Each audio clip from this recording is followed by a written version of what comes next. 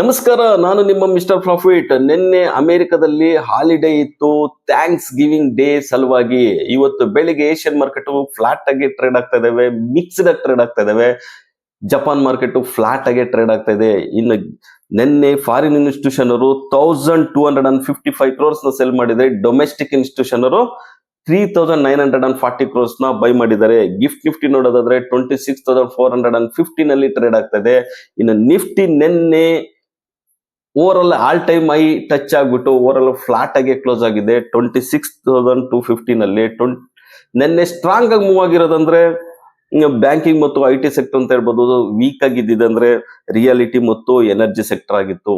ಇನ್ನ ಇವತ್ತು Nifty flat ಆಗಿ ಓಪನ್ ಆಗುತ್ತೆ. 26,200 ಎಬೋ ಇದ್ರೆ ಸ್ಟ್ರಾಂಗ್ ಆಗಿ ಇರುತ್ತೆ. 26,250 ಎಬೋ ಇದ್ರೆ ಬೈಯಿಂಗ್ ಝೋನ್ ಇರುತ್ತೆ. ರೆಸಿಸ್ಟೆನ್ಸ್ ಬಂದ್ಬಿಟ್ಟು 26,310 ಆಗಿದೆ. ಸಪೋರ್ಟ್ ಬಂದ್ಬಿಟ್ಟು 26,000 ಆಗಿದೆ.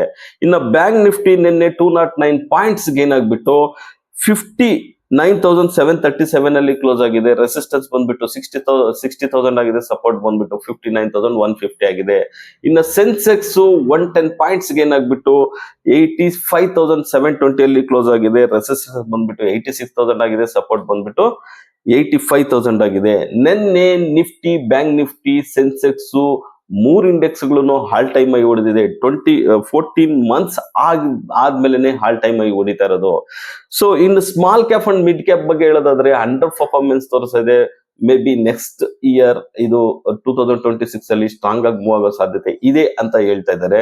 ಇನ್ನು ಟ್ಯಾರಿಫ್ ಬಗ್ಗೆ ಯಾವುದೇ ಕ್ಲಾರಿಟಿ ಬಂದಿಲ್ಲ. ಬೈ ನವೆಂಬರ್ ಎಂಡ್ ಕ್ಲಾರಿಟಿ ಬರುತ್ತೆ, ಡಿಸಿಷನ್ ಬರುತ್ತೆ ಅಂತ ಕಾಯ್ತಿದ್ರು. ಆದ್ರೆ ಯಾವುದೇ ಡಿಸಿಷನ್ ಬಂದಿಲ್ಲ.